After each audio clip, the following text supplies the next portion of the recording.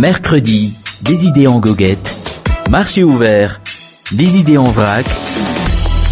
Émission sur Alliance 92, tous les mercredis à 6h45 et 7h30. Rediffusion le même jour à 17h30 et à 18h.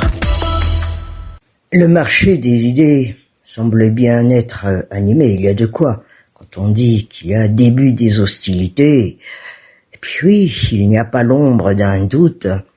La bataille électorale bat déjà son plein. Entre les passes d'armes, entre formations politiques, appels à candidature, manifestations tout genre, ou du moins des tentatives pour certains, les hostilités commencent. Tout est même bon à prendre pour affaiblir un adversaire, quitte même à trouver des failles au niveau de son entourage politique. Les polémiques créées et entretenues autour du fichier et du logiciel électoraux n'en sont que plus révélateurs du positionnement des uns et des autres, et ce en vue des prochains scrutins. Manara Samuel a rien d'étonnant, vous dites, jusque-là, puisqu'il en a toujours été ainsi depuis toujours. En l'occurrence, pour la magistrature suprême du pays. D'ailleurs, si ce n'est la refonte totale de la liste électorale, la composition de la CENI et maintenant l'audit pourtant mené sous la houlette d'une entité tierce et internationale, certains trouveront toujours à redire. Comme vous le dites, une attitude constamment critique qui suscite quelque peu des interrogations quant à leur volonté réelle d'aller jusqu'aux élections. Mais du côté de l'opposition, il semblerait que la mayonnaise n'est pas encore réellement pris, malgré les tentatives de rassemblement et rapprochement, aussi contre nature soit-il. Et pour y pallier, à parier que cette aile de l'échiquier s'engagera fortement sur le terrain de l'argument social dans les semaines et mois à venir.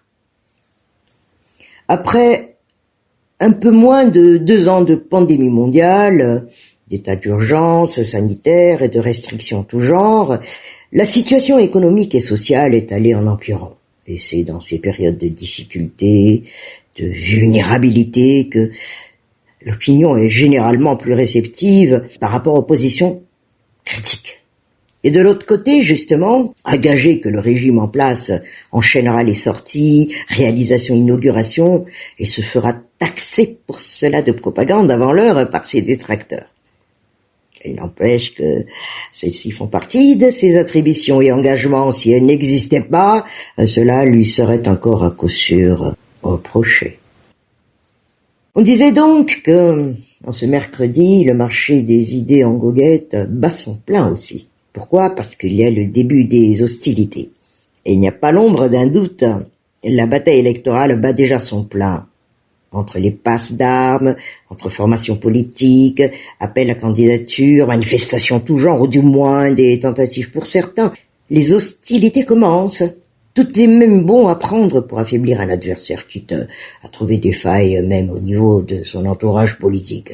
Les polémiques créées et entretenues autour du fichier et du logiciel électoraux n'en sont que plus révélateurs du positionnement des uns et des autres en vue des prochains scrutins.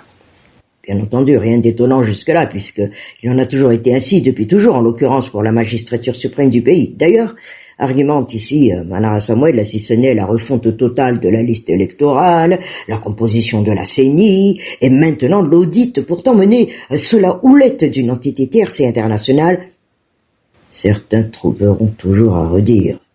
Une attitude constamment critique qui suscite quelque peu des interrogations quant à leur volonté réelle d'aller jusqu'aux élections. Mais ça c'est politique. Un autre politique, le social, tiens, parlons-en. Qu'à cela ne tienne, Manara Samuel. Les prix des PPN resteront du véritable pain béni pour l'opposition. Et ce ne serait pas totalement inexact aussi. Ces derniers jours, d'ailleurs, le kilo du riz local a encore une fois atteint des hauteurs insoupçonnées. Il y a encore quelques mois. Les impacts de la guerre en Ukraine restent l'explication de la plus avancée et la plus plausible. Et d'ailleurs, dans une de ses communications, l'ambassade de Russie à Madagascar avait confirmé que ce seront les citoyens ordinaires du monde entier qui pourraient malheureusement subir la hausse des prix du gaz, du carburant et des PPN. Mais entre-temps, il a également eu à un niveau plus interne, les catastrophes naturelles. À force, la conjoncture risque de tuer le pouvoir d'achat de la population. Et puis il y a aussi les métiers du commerce dont le but est aussi de faire des profits. Mais lorsque l'appât du gain tombe dans l'excès et impacte gravement le pouvoir d'achat de la population, cela devient, j'aime bien ce mot, indécent. D'aucuns deviennent même subitement spécialistes en microéconomie pour pouvoir justifier le fait de se faire davantage de profit sur le dos des consommateurs. Bref, on préfère excuser l'égoïsme et la malveillance plutôt que de comprendre que le monde entier vit dans des circonstances exceptionnelles et qu'il faut s'abstenir d'en profiter quand même. Dans cette situation si particulière, nous dit Manara Samuela, la responsabilité des uns et des autres doit être mise dans la balance, notamment celle des autorités responsables qui doivent trouver des solutions face à cette inflation galopante et jouer le rôle de régulation. On aurait beau changer tout l'exécutif, mais l'économie internationale ne changera pas subitement, soit, mais davantage de mesures s'imposent pour alléger le quotidien de la population. Il y a également celle des organisations de défense des droits des consommateurs et des acteurs de toute la chaîne de distribution, sans oublier que chacun doit se comporter avec bienveillance, compréhension, mais surtout dans le respect des lois en vigueur.